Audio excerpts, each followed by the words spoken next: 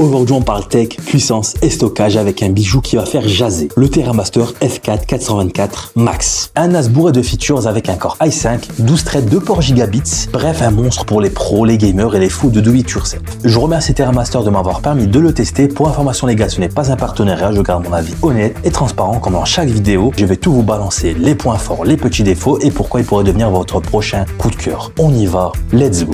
Ok, on passe maintenant à l'unboxing. Voilà, au niveau du packaging, je trouve que le packaging est sobre mais classe, genre j'ai pas besoin de frime, je sais ce que je vaux. On va ouvrir ça directement pour voir ce qui s'y trouve à l'intérieur. Tac. Les gars, pour pas vous cacher, j'avais déjà ouvert le NAS pour voir un peu comment ça se présentait. Par contre, j'ai pas regardé les accessoires, j'ai vu que le NAS. On va découvrir ça ensemble tout de suite. Tac. On va mettre le NAS de côté pour l'instant. Hop, on ouvre ça sur le côté, voilà, avec les petits embouts. Tac. Dedans, on va retrouver un câble Ethernet, voilà, de catégorie 6, il me semble. Je confirmerai ça plus tard. Il se présente comme ça. On va le mettre de côté. On a un câble d'alimentation qui se présente comme ça, qu'on pourra relier au bloc secteur tout à l'heure. Voilà, je vous montre d'un peu plus près également. Et pour finir, là, on aura le bloc d'alimentation. Voilà, au niveau du bloc d'alimentation, il se présente comme ça. On va brancher directement le câble d'alimentation. Voilà, au niveau des spèces, je vous les mets un peu ici. On retrouve aussi des vis, voilà, de 2,5 mm qu'on pourra utiliser plus tard sur le NAS. Et pour finir, on retrouve de la documentation que je vous laisserai lire. Voilà, ça fait pas de mal. Je vous laisse lire tout ça de votre côté. On passe maintenant au NAS, voilà, qui est bien calé dans une mousse de protection. Voilà, c'est top de la part de TerraMaster. On se retrouve pas avec de mauvaises surprises. Tac, on va les retirer. Hop, on retire celle-là et on retire celle-là. On va les mettre de côté. Et là, on aura le NAS emballé dans un film plastique. Au niveau de mes premières impressions, voilà, je trouve que le F4 424 envoie du lourd dès qu'on l'extrait de sa boîte. Voilà, il est vraiment massif.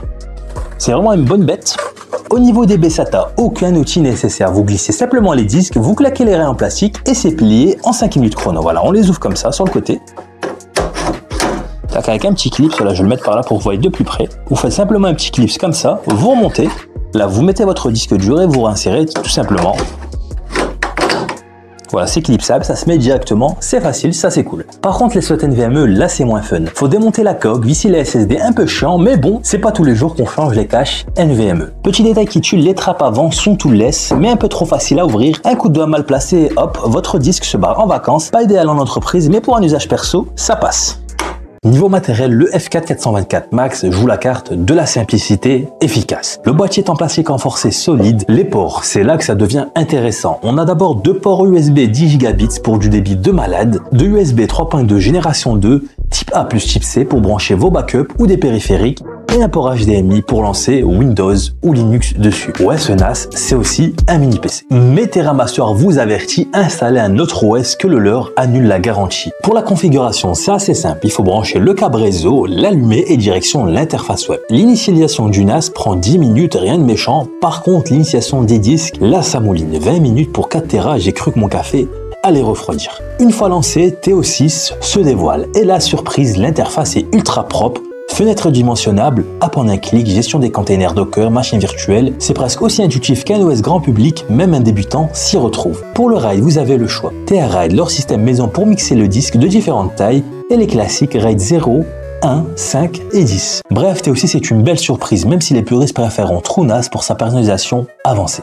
Avec ses 2 ports 10 gigabits, le F4 424 Max promet du gros débit, et là, ça tient ses promesses. Transfert d'un fichier de 50 Go, 1,1 Go par seconde en pic, en continu ça se stabilise à 800-900 mégaoctets par seconde. Le CPU Core i5 monte à 60% en charge max, rien d'alarmant mais ça chauffe un peu, heureusement les ventilos restent discrets. En cas pratique, j'ai lancé une VM Ubuntu plus 2 containers Docker, Nextcloud et Plex, résultat aucun lag. Le NAS gère ça comme une fleur avec le 10 Gb, streamer un film 4K depuis Plex est ultra fluide même avec 3 utilisateurs en parallèle. TOS6 vs TrueNAS, lequel choisir? TOS6 est clairement le petit frère sympa de TrueNAS, moins personnalisable mais tellement plus simple. Pour 90% des utilisateurs, ça suffit largement. Partage de fichiers, backup automatisé Google Drive, Dropbox, machine virtuelle, container Docker via portainer intégré. Le bémol, l'App Store de TerraMaster est light, pas la folie des milliers d'apps Synology, mais avec Docker, vous pouvez compenser.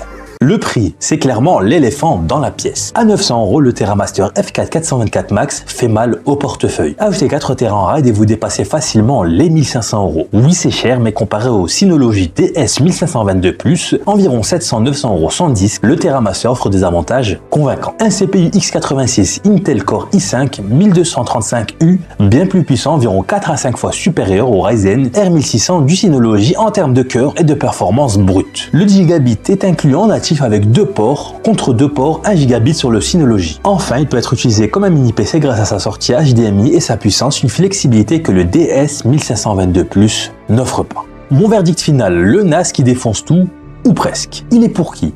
Il est pour les pros. Le gigabit, le CPU balèze et les VM en font une bête de somme pour les TPE. Les geekos, l'HDMI, le x86 et la customisation OS vont vous faire kiffer. Et les créatifs, transférer des projets 4K ou 3D via le gigabit, c'est du bonheur. Évitez, si vous voulez un design Instagrammable friendly, vous avez besoin d'un écosystème d'app ultra riche, la Synology resteront. En résumé, le F4 424 Max n'est pas parfait, mais c'est le meilleur rapport performance-prix dans son segment. Si vous recherchez un NAS puissant, évolutif et prêt à tout avaler, c'est une tuerie. Et avec le gigabit, vous êtes paré pour les 10 prochaines années. Alors, prêt à sauter le pas? Dites-moi en commentaire si vous préférez les NAS préconfigurés ou le do-it-yourself. Et si vous avez des questions, foncez, pensez à lâcher un like, à vous abonner si ce test vous a aidé. Et surtout, on se dit à la prochaine pour de prochaines vidéos.